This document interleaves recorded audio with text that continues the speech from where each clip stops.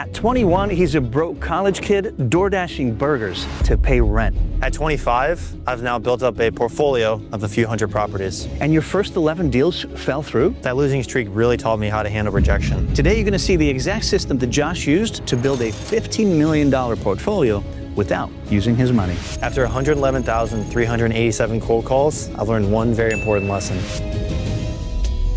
How did you go from delivering DoorDash to building a $15 million portfolio before 25? I think I originally got obsessed with time and money and the concept of how they're related when DoorDashing. I started to understand, like, if I pay attention to how far are the houses, how big are the orders, the time of day at certain restaurants, they'll get it to you faster, so you don't have to sit there and wait. And I think I just took that concept and applied it to real estate as quickly as I could. So this thing is massive. I walked around it.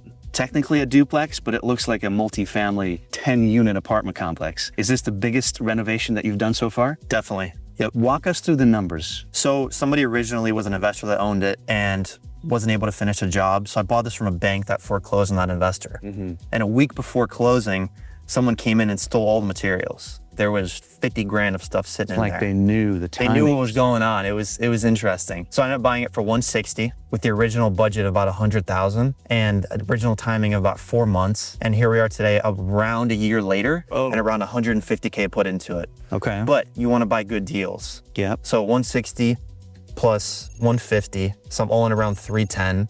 And that includes debt service and holding costs. I try to include all of that in there. And it's worth about 450 when I'm fully done. This is gonna be rented to college students. Okay. That's the intention. So every door has like locks on it with keypads so everyone can live securely. How many total bedrooms? 10 bedrooms, 7 bathrooms. What do you hope to get per bedroom? 700 to 750 per month. So any lessons that you learned here specifically on this project? Definitely. This house was on the condemned list with the city. This is not livable and not habitable until you go through the whole city process. Okay. And I was working with a contractor that told me he knew what to do, and I didn't look into it. So I just assumed, great, you know how to get it off that list. And we were 70% done with the rehab. We had to go back and redo things because proper permits, drawings, and submissions were not done correctly. So I had a whole other team come in here and help me finish a job. It's about 95% done at this point. Would you buy another condemned property? Well, you know, I like to take risk, so I bought 5 like this at once. All right. And I ended up doing the same process with the other 4 homes, so we're right at the end with all of those. So what's your take-home profit on a deal like this or similar? My average for flips, I try to net around 50,000 on bigger jobs like this. This one was a beefier deal, so I will walk away with over 100,000 if I choose to flip this. I haven't figured it out yet. Okay. But in general, I try to make 50 on flips. And then if I'm gonna hold the property, I wanna get at least $200 per month per unit in true cash flow after all expenses and everything accounted for. Sweet. Those are pretty good numbers. Let's go check out the inside, see what you guys are doing. Sweet. How old is this place, by the way? Around 100 to 120 years old. Wow. So you're adding some new stuff to a very, very old structure. Definitely. Your first 11 deals fell through in the first, 3 months of being a real estate agent? What kept you going? Because I think a lot of people would just quit at that point and be like, you know what, I'm gonna go focus on something else or try something else. Every deal, I truly learned something new. If I stepped back and paid attention to things that happened, there were things that I could have controlled that I didn't. So I try to learn from every single deal that falls out. And I've had 500 deals fall out, like a lot of failure. What's one thing that comes to mind, things that you could have controlled, didn't, missed, and that's why it failed? Can you think of the example? David Green said it pretty cool when he interviewed me that I never thought about it this way. I took unqualified sellers, unqualified buyers, and I stuck them in a room together, and they never came out a success. Something always blew up. Somebody wasn't pre-qualified, seller lied about something, or he didn't know about something, whatever the case may be. How often do you hold versus just liquidate and move on to other projects? I'm always increasing how much I'm buying, so I need to pay attention to my taxes and pay attention to liquid, making sure I have enough money for down payments. Josh, where are we going next?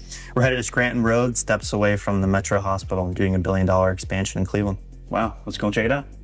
Tell us a little bit about it. Like, what's going on here? You got 1 building, 2 building, you're digging things up. Give us a little summary. For sure, this house hasn't been lived in for a couple decades. So it's a duplex in the front, then a single family in the back. And we finished the attic, so this is actually a 7-3, and that's a 3-1. I love how in Cleveland, when they say duplex, you know, it's a 10-bedroom unit. Because in Washington, a duplex is a duplex. You got a 2-2 or 3-3. What's going on with the digging up? So we finished the renovation and the water never worked. Yeah. We realized there wasn't even a water line. So right now we're going through and digging and putting in a brand new water line. Is that something you missed as an investor in your due diligence? Or, I mean, what's the opportunity? Yeah, I didn't go deep enough into the utility situation here, and I learned my lesson. Yeah. You know, it's about a $15,000 lesson, but that's just part of the game. Yeah. Let's talk about, on that note, how do you look for properties? Like, what kind of exact criteria do you use to identify that's where I want to be? So I try to stick to the neighborhoods I already own in at this point. In the beginning, like I cold call owners, cold text, wholesalers, realtors. I just figure out, is there value to be added? Is this place not fully renovated? Is there a way that I can create equity through renovation? What percentage of time is spent through each phase of BRRRR on each deal? Can you walk us through that? And what is BRRRR? For sure, the B's buy. So I try to close in a week or 2 weeks, depending on the title search. The next is renovate.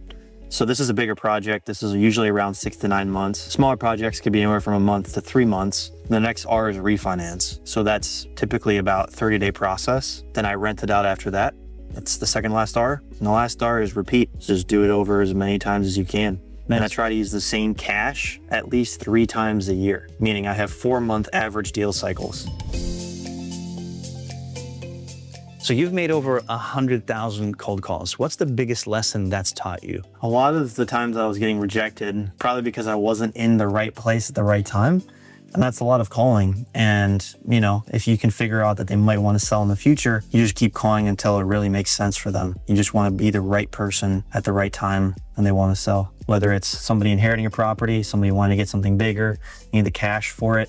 If you're the person that can be the solution, that's all that matters. You only need a handful of those to really make all of the calling worth it. So you're referring to follow-up as the key.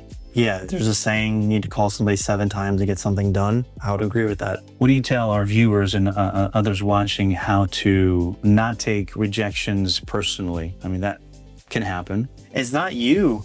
You're just trying to get something done and just try to figure out how to get something done more efficiently. Like if they're screaming at you and they're really upset and swearing, it's just something going just on in move there. on to next. You can actually call those people back 6 months later and it might be really nice. I've had that happen. How do you ensure that a renovation leads to profit? You start with what is the building going to be worth when it's done based on your renovation. Then you work down the list. What am I paying for it? Then what are the most expensive things that I'm doing to the property? Roof, windows, mechanicals. You just work your way all the way down. But there's unknowns. I mean, if you think it's going to be $100,000 to renovate, maybe it's going to cost 150 because of cost overruns or people stealing money.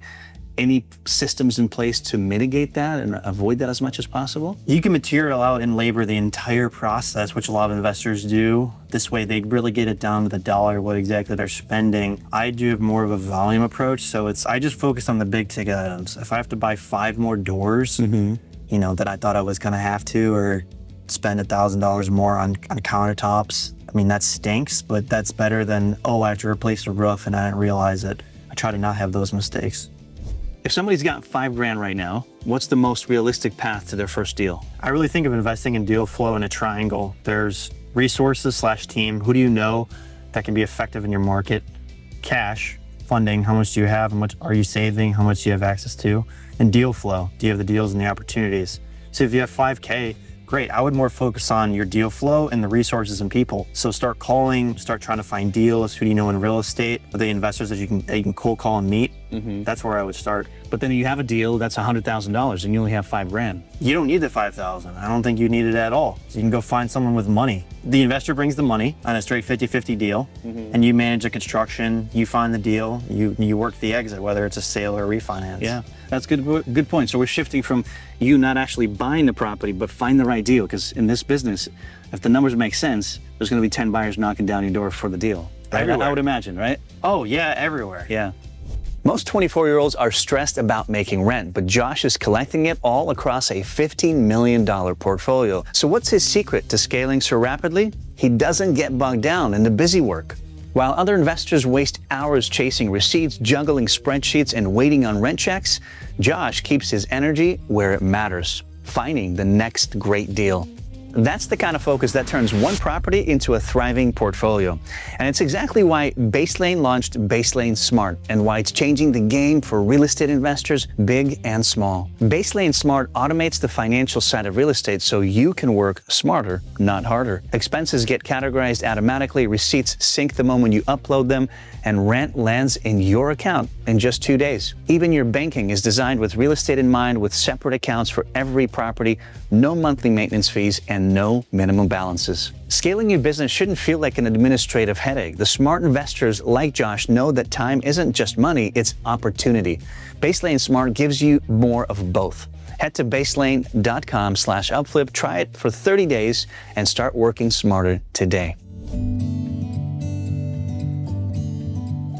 Tell us where we are, a little bit about this project, and what kind of profit potential or income potential does this have? Definitely. So we're on Bridge Avenue in Ohio City. I would say one of the faster growing neighborhoods and more consistent areas in Cleveland. And this is a duplex and a piece of land next to it that's a buildable lot. The plan would be to build a house on this lot in the next year or so, and then this house fully renovate it. So I haven't quite figured out the exit strategy yet, but this could be a short-term rental to traveling nurses, business travel. That's also midterm a bit. Long-term, where I could just flip it with values over 500K in this neighborhood. What's your current portfolio mix with real estate? Rentals? Use it just strictly buy and flip? Give us an overview. I try to keep about 70% of what I buy. So it's a little bit of single families, a lot of 2 to 4 units, some commercial buildings. Your whole portfolio, over 200 units, 100 properties plus. How much time do you spend managing all of it? The property management side, when tenants are in place, that's really not too much time. It's a couple meetings a week, phone calls wise, and just making sure the maintenance people are doing the things that they're supposed to. The construction piece is where most of my time is spent, 20, 30, 40 hours a week, managing the contractors, managing the materials, managing the deal flow. And then, you know, another 10, 20 hours a week at least managing the people finding the deals. Gotcha. For those beginning in this business, what are the top 3 mistakes that you see beginners make? One's like taking too much risk, buying something that you don't know what it's going to be worth, how much money you're going to put into it, what the comps are, what's necessary to put into it, what's not necessary. Like spending 20 grand on a concrete patio is probably not necessary. And I don't know, I've seen somebody do that. Okay. Overspending. Yeah, totally. Like taking too much risk, overspending, they kind of overlap. I would say the next portion is not building the relationships. It's Thinking short term rather than long term. Yeah, it's a numbers game when you get into it, but as soon as you close on the property, now it's a relationship game. Are the people doing what your numbers said was going to happen? It's on you to make sure that happens. And if those people aren't in place, it could be a disaster. Let's go check out the lot up close. All right, guys, blitz time with Josh. What's the weirdest or craziest DoorDash delivery you've made? I drove an hour and a half with $350 of food. It was a cater order, and I set it up on their table.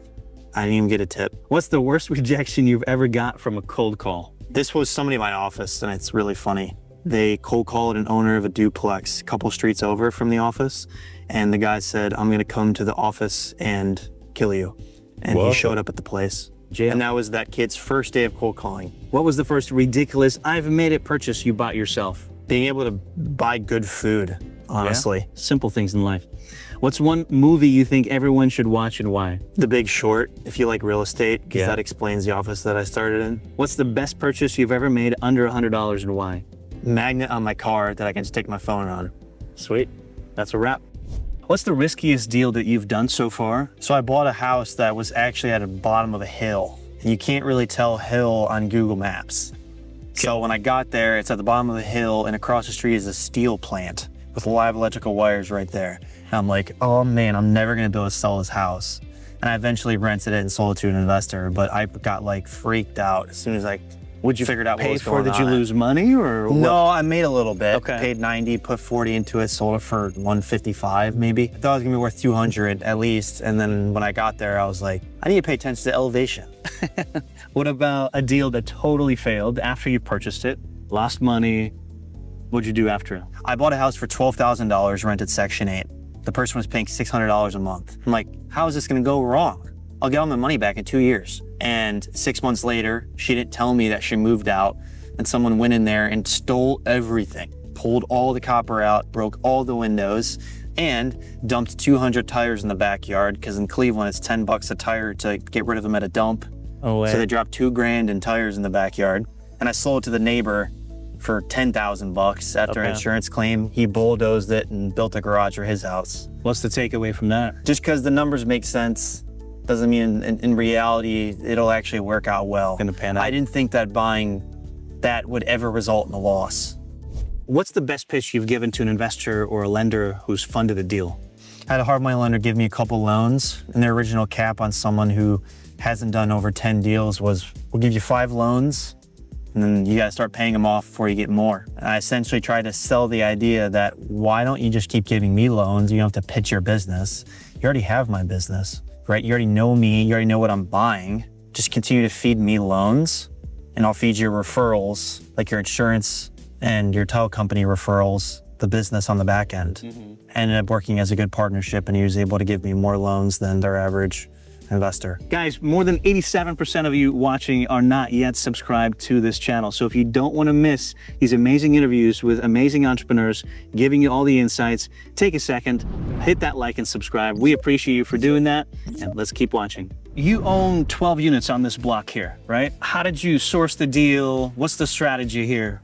For sure. So 2 buildings over was the first one. There's a 3 on the MLS that I bought at a discount. And this area had a lot of issues with it on many levels. And I knew it going into it. And then I cold called and found this owner. And the building over there, that was also a cold call.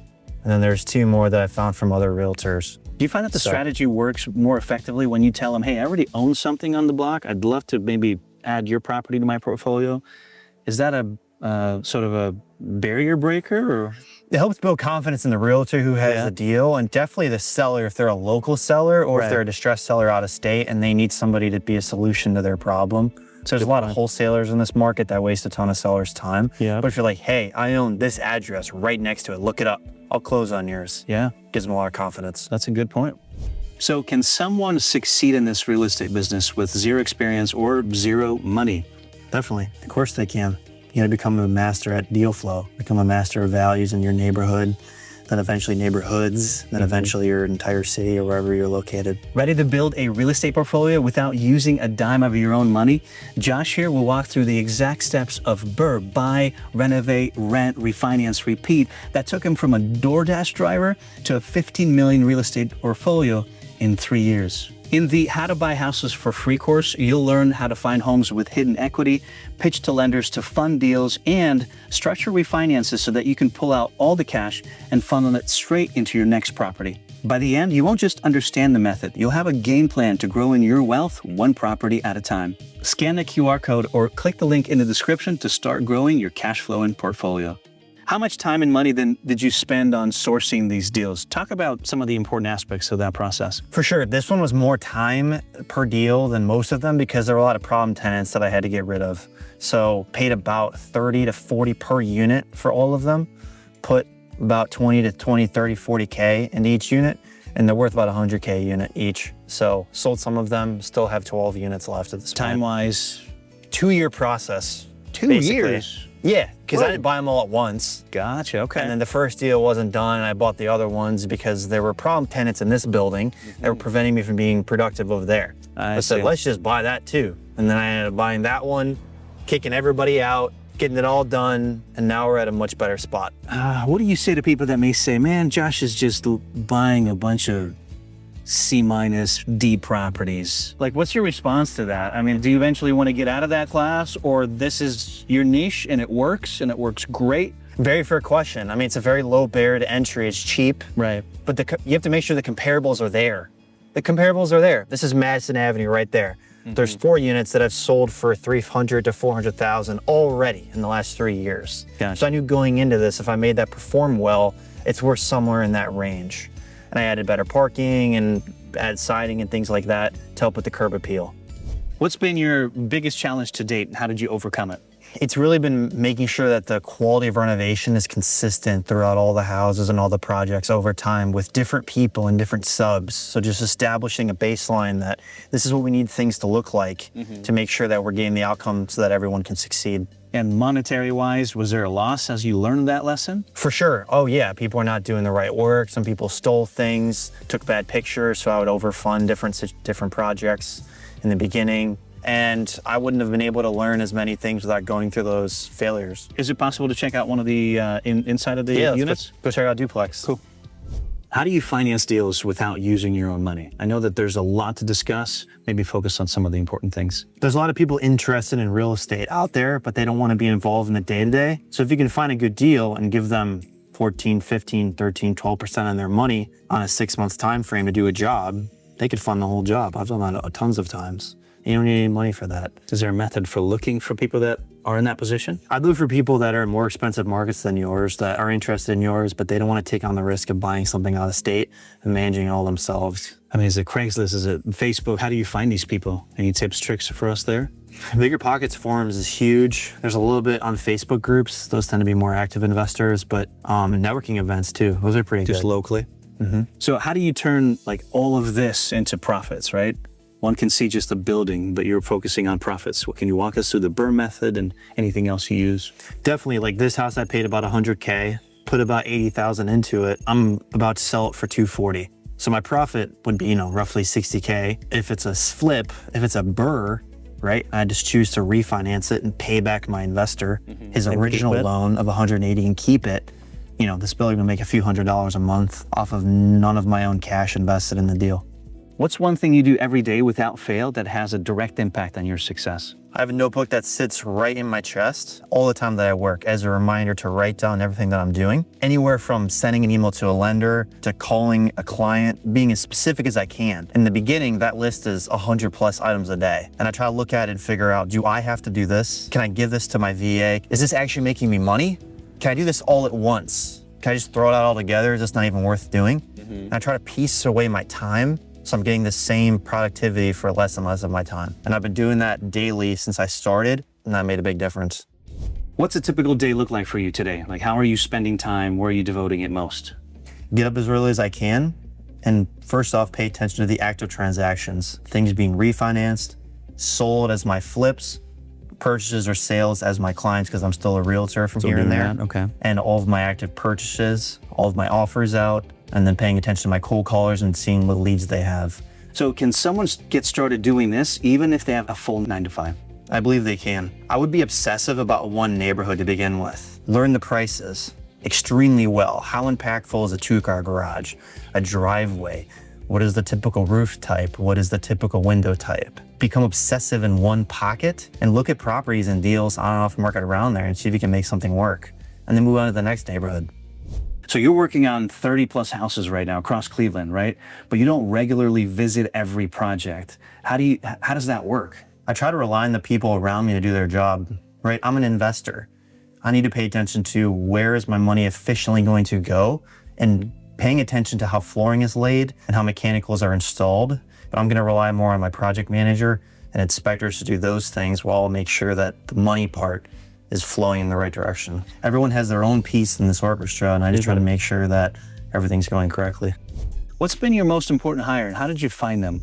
My current project manager, who oversees all of the general contractors running jobs, is for sure my most important hire. He originally was my first contractor, and I saw his ambition, his hunger, his effectiveness with the team that he had, and we both figured out a way to grow bigger teams under him together. As soon as he came in, we were immediately able to double, triple, and quadruple the business. Because instead of me communicating with a GC who managed subs, I started communicating with a project manager who managed multiple GCs who then managed all of the subs. I went from buying 1 deal a month to 10. I wasn't sitting there, tapping, waiting for projects to get done. There was a bunch of guys ready to get after it. So we slowly took everyone on full time, and he was overseeing that. How do you structure your deals so that you get paid quickly without risking much of your own capital? I make sure I'm always flipping a few at a time so I have cash coming in. So when situations like a water line needed come up, I have the cash necessary and doesn't blow up the whole situation. How did building your own construction team change speed, quality, and profitability of your business? When I made everything in-house, I was always their priority and vice versa. So it was more of like a team working together versus me contracting them out. So this way we were working together. And the quality side was I tried to incentivize them for doing really good and having few marks on inspection reports. At what point did you decide that that's what you want to do? Like you had 10 deals constantly going on with subs and you know what, finally I'm going to do my own thing. At what point? In the beginning, Really? right away, because I saw investors I sold properties to in the beginning use contractors, and all their jobs were delayed. And they weren't quite where they should have been, because I noticed that they were never the priority of the contractor they were using. So you have to figure out a way to bring them the most demand and the most business so that it's a two-way partnership. You were in college getting a computer science degree. Was entrepreneurship always the end goal? It was in some way. I wanted to get a job that would have a decent salary, and I'd save as much as I could and figure out what to do with that in the future. And I always did small businesses, sold Mad Mobile coins, made duct tape wallets as a kid, fixed and flipped shoes, and eventually it turned into houses. What was your first venture ever in your teens then? It was mowing lawns. Okay. At 10 years old or 12 years old. Wow. And I was doing multiple lawns in a row on my street. So I'd mow like all the way up and down. It was kind of fun. Get the whole block. Yeah. What's your number one business relationship hack? I try to never burn bridges. So I'm in Cleveland, Ohio. It's kind of a small market in general for real estate. So if you're doing things that are going to create negative reputation, it's going to get around you pretty quickly. So if somebody does me wrong as a contractor, or a client terminates the day of closing, or anything like that where I want to emotionally react, I try to just hold it in, or I'll write a really nasty email or a really nasty text, and then I'll just delete it. Or I'll save it on their profile. And I try to use that as a way to get it out of me. And I try not to create negative emotional reactions to people. Any examples you're willing to share? I mean, obviously without names or anything, but like a real life example.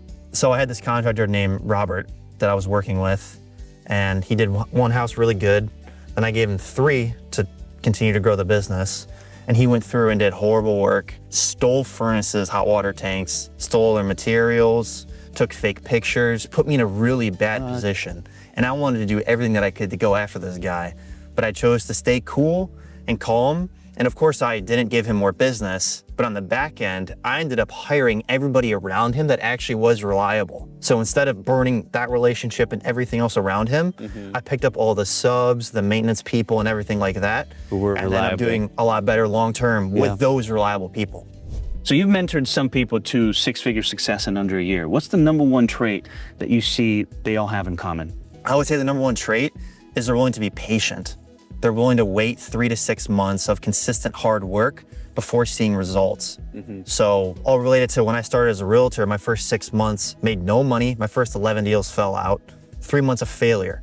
And then my next 6 months, I was averaging $50K a month as a realtor. And I've helped people repeat that process. But generally, you have to build your systems and learn from failure in the beginning. And the people that have done well are willing to endure that. And the people that aren't give up very quickly. What's the best no you've ever gotten? Here's what I mean. Like somebody gave you a no, but then it turned into a really wonderful opportunity for you. After I bought the first house on West 117th, I just called all the neighbors, figure out if anyone else wanted to sell.